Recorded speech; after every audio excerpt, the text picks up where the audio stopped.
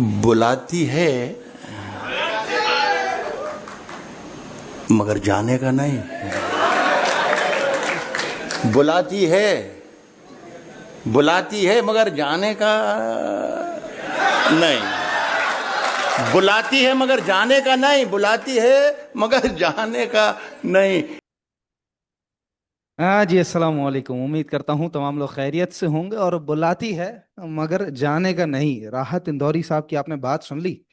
वैसे तो ये बात इन्होंने किसी और कॉन्टेक्स्ट में कही है, लेकिन जिस तरह की आज ये मार्केट रही है या पिछले 2 दिन से मार्केट रही है, ये बात तमाम उन लोगों के लिए है कि भाई मार्केट आपको बुलाती है मगर जाने का नहीं। उन लोगों के लिए जो स्टॉप लॉस नहीं लगाते, उन लोगों के लिए जो बेच नहीं पाते, उन लोगों के लिए जिनको नुकसान बर्दाश्त ही नहीं होता, जो नुकसान देखना ही नहीं चाहते, जो लाल में अपना पोर्टफोलियो देखना ही नहीं चाहते, जो मार्केट को अच्छा समझते ही नहीं है, जो ट्रेडिंग को नहीं जानते, जो डिसिप्लिन को नहीं जानते, जो इन्वेस्टमेंट को नहीं जानते, जो मार्केट को नहीं जानते, डायनामिक्स को नहीं जानते, मार्केट के हालात को नहीं जानते, उन सब के लिए है कि भाई इस तरह की जो मार्केट होती है उसमें जब मार्केट आपको बुला रही हो तो जाने का बिल्कुल भी नहीं, क्योंकि आपका जो प्रॉफिट है, जो पैसा है, वो फिर बड़ी स्पीड से चला जाता है। क्योंकि बात ये होती है कि मार्केटें हमारी कभी खराब नहीं होती, ना ही मार्केट आपको मार देती है। बस आप फॉलो द मार्केट नहीं करते कि मार्केट जिस तरह कह रही है कि मैं इस तरह चल रही हूँ, तू मेरे साथ चल, आप मार्केट का साथ छोड़ के अपनी जिद पे अड़ जाते हैं।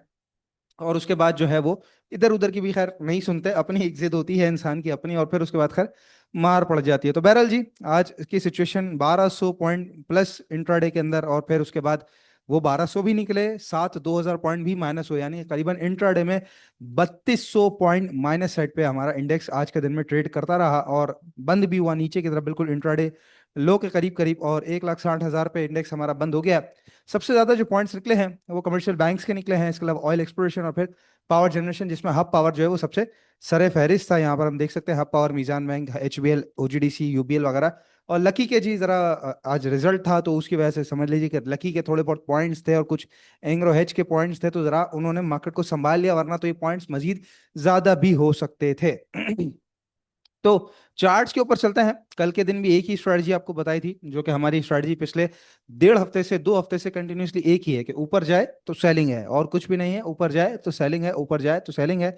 वेट एंड वॉच, ट्रेडर्स खास तौर पे वेट करें, अपना पैसा खाली रखें, जितना पैसा खाली होगा उतना ज्यादा आपको अच्छे मौके मिलेंगे। और अगर अगर ट्रेडिंग करनी भी है, जैसे कुछ अच्छे स्टॉक, स्ट्रीट कॉर्पोरेशन, सर्ट पाकिस्तान, टेलीकार्ड, इस तरह के जो स्टॉक्स के अंदर जो नॉन शरिया करते हैं उनके लिए ठट्टा सीमेंट है, NRL वगैरह, अप एंड डाउन चांस मिलते हैं, तो 30-40% मैक्सिमम अपने यूज करना है, यूटिलाइज करना है। इससे ज्यादा गए तो फिर आगे आप खुद ही समझदार हैं। बहरहाल जी, ये पोजीशन है ट्रेंड लाइन कल के दिन यहाँ तक थी हमारी। इसको मैं थोड़ा कल के दिन जहाँ थी वहीं पे ले आता हूँ। कल के दिन यहाँ तक थी, आज ऊपर गई, थोड़ा टेस्ट करती रही, लेकिन नीचे आई, तो इसको दोबारा हमने ऊपर की तरफ सेट कर दिया है। और आप देखेंगे बड़ा परफेक्ट तरीके से ये जो ट्रेंड लाइन है, इसने आज यहाँ पे रजिस्ट किया, यहाँ रजिस्ट किया, और फिर तीसरी दफा जब रजिस्ट किया है तो 1,61,800, जिसने कल मार्केट को सपोर्ट किया था, आज भी मार्केट को 2 दफा सपोर्ट किया। वहीं से हमने देखा कि मार्केट के अंदर बड़ी स्पीड से सेलिंग आई और वॉल्यूम्स बढ़ते रहे।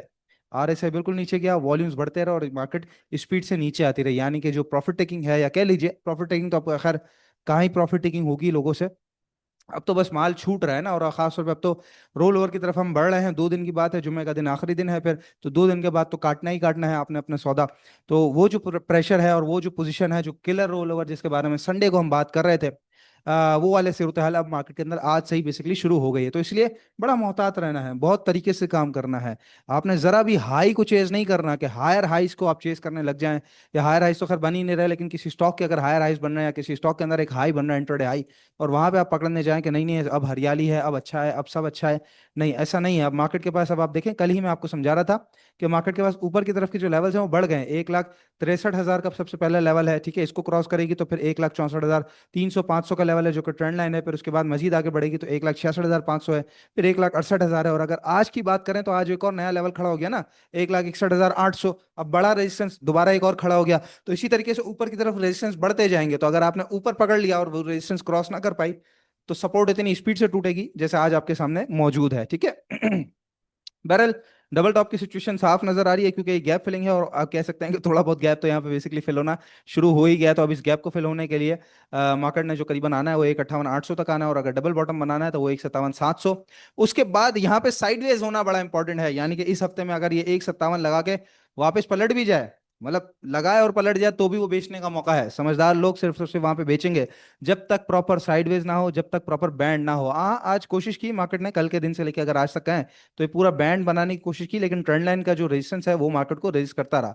तो परफेक्ट तरीके से जो साइडवेज होता है ना, जिसमें वॉल्यूम्स ड्राई, ज्यादा स्टॉक्स भी ना टूटे हैं, मार्केट अपने लेवल्स को बिल्कुल खरामा खरामा पकड़ती रहे, डेली मंथली की जो आरएसआई है वो भी आहिस्ता आहिस्ता कूल डाउन होना शुरू हो, कुछ कुछ स्टॉक्स मूविंग एवरेजेस पे आपको आके मिलना शुरू हो, तब जाके फिर कोई ना कोई अच्छी बाइंग की पोजीशन बनेगी। अदरवाइज सिर्फ और सिर्फ सेल की हमारी स्ट्रेटजी रहेगी मार्केट के अंदर, जहां जहां मार्केट ऊपर आ रही है। बाकी वो लोग जो नहीं सेल कर पाते, आपको बता दिया मैंने, बुलाती है मगर जाने का नहीं। आपने अपना पैसा अपने हाथ में रखना है। इसके अलावा वो लोग जो बेच सकते हैं, बेच पाते हैं, स्टॉप लॉस जानते हैं, ट्रेडिंग जानते हैं, डिसिप्लिन जानते हैं, उसूल जानते हैं, मार्केट के कारोबार को समझते हैं, उनके लिए ही ये ग्रुप बनाया गया है। क्योंकि सिर्फ और सिर्फ ट्रेड है इसमें, बस कोई दूसरी बात ही नहीं होगी। ट्रेड है, buy and exit, buy and exit, यानी कि प्रॉफिट में एग्जिट करना, स्टॉप लॉस पे एग्जिट करना, बराबर बराबर एग्जिट करना, छोटे प्रॉफिट में एग्जिट।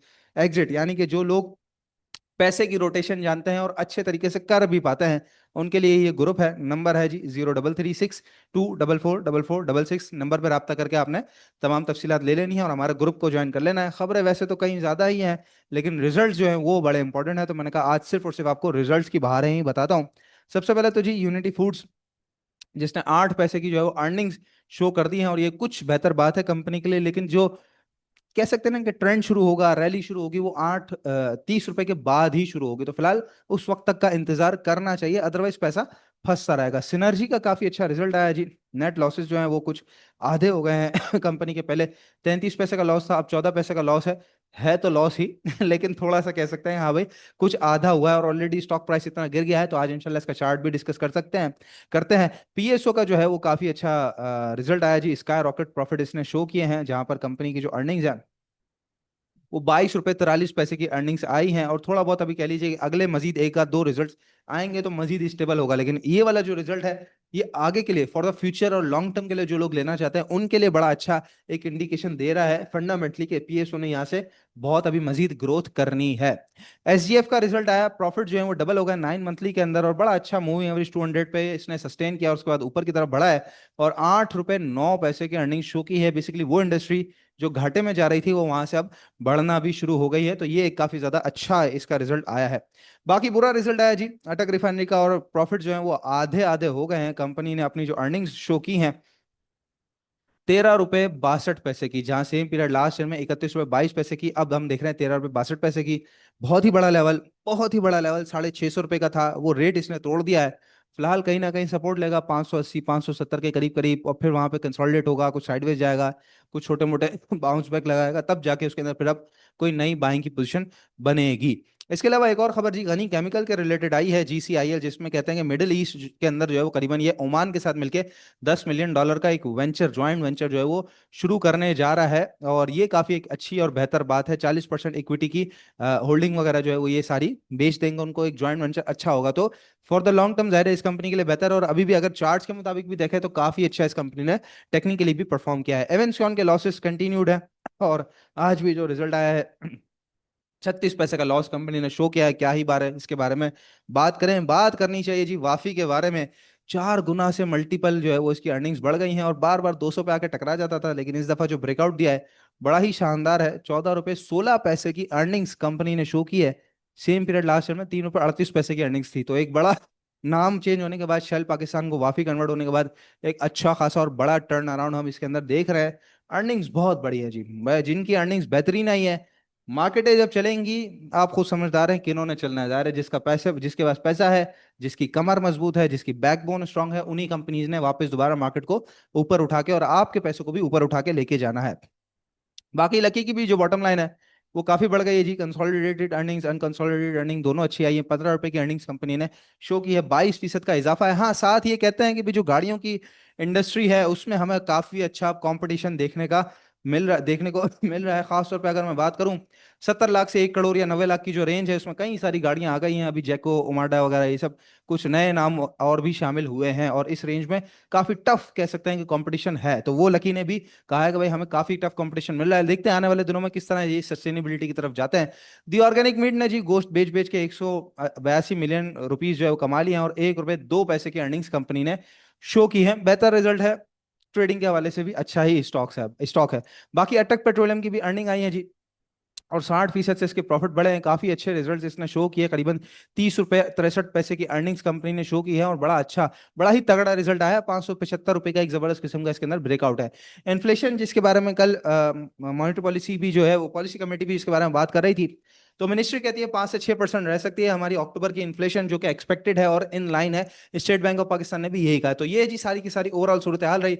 इस हफ्ते समझ लीजिए कि तमाम रिजल्ट जो है वो भी आहिस्ता आहिस्ता अब जिस स्पीड से आ रहे हैं, तो वो सब सिलसिला इस हफ्ते खत्म हो जाएगा। तो रिजल्ट सीजन भी खत्म हो जाएगा, ये बात ध्यान में रखिएगा। तो अगर इसके दरमियान ऊंच नीच में गरीब वाला का सीमेंट का रिजल्ट कल देखें आप, ऊपर कैप से लोअर लॉक, आज अपर कैप, उस तरीके से लकी सीमेंट हो गया, या फिर सिनर्जी है, या फिर एवेंसॉन का रिजल्ट हो, पाकिस्तान स्टेट ऑयल का रिजल्ट हो, अच्छा रिजल्ट आने के बाद भी नीचे है। सर्ट पाकिस्तान, मतलब रिजल्ट आने के बाद भी स्टॉक नीचे रहेंगे, या आप समझ लीजिए कि छोटी मोटी करेक्शन करते रहेंगे, कंसोलिडेशन करते रहेंगे, क्योंकि मार्केट ने अपने जो हालात है हाजरा है उसको दुरुस्त करना ही है, अपने स्ट्रक्चर को कंप्लीट करना ही है, जो सर्कल है उसको कंप्लीट करना ही है। तो अगर आप इस बात को नहीं समझते, ये समझते हैं बट उस तरह से रिएक्ट नहीं कर पाते, तो I genuinely request you, please hold on, आराम से सुकून से बैठे। जबरदस्ती अपने साथ, अपने पैसे के साथ करने की कोई जरूरत नहीं है, ठीक है। स्टॉक्स को डिस्कस कर लेते हैं जी। बाइंग ऑन डिप की स्ट्रेटजी है हमारी। पाक इलेक्ट्रॉन ये एक ब्रेकआउट एरिया था, यहाँ पे आके बार बार टॉप लगाता था 49.55, डबल टॉप दोबारा लगाया, और उसके बाद यहाँ पे जो है नीचे जाने के बाद एक अरसे के बाद इसने इस रेट का ब्रेकआउट दिया था, और उसको कभी रीटेस्ट किया नहीं है। अब जाके ये रीटेस्टिंग की बड़ी परफेक्ट पोजीशन बन रही है।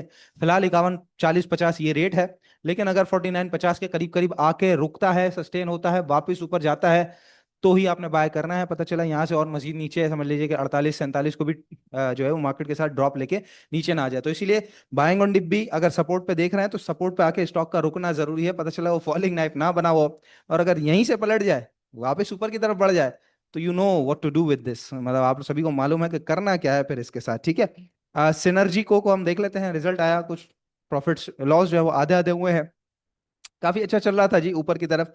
फिलहाल एक उस रेंज के अंदर आ गया जहां पे काफी एक अरसे से टहल रहा था, ठीक है। अच्छा, इस रेंज की जो एक अच्छी खासी सपोर्ट है, आज वहां से इसने सपोर्ट ली भी है, और थोड़ा सा कह सकते हैं कि इंट्राडे में कुछ कुछ पॉजिटिव बंद हुआ है।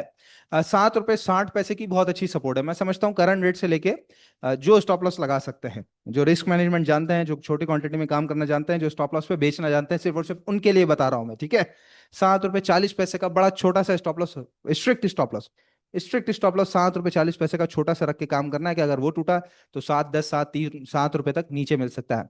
करंट रेट से लेकर नीचे 7 50 7 60 तक जो है वो आप इसके अंदर बाइंग कर सकते हैं। ऊपर की तरफ का जो एरिया है वो 8 10 से 8 30 35 40, ये आपका सेलिंग एरिया होगा। बेसिकली ये वाला जो एरिया था ये ब्रेकआउट था, तो उसी ब्रेकआउट को रीटेस्ट आज इसने सही तरीके से किया। आप देखें यही कैंडल जो है वो तोड़ के ऊपर लेके गई थी इसको, तो रीटेस्टिंग पे मिल रहा है। लेकिन ऐसी सूरत हाल में भी स्टॉप लॉस बिल्कुल भी नहीं भूलना चाहिए।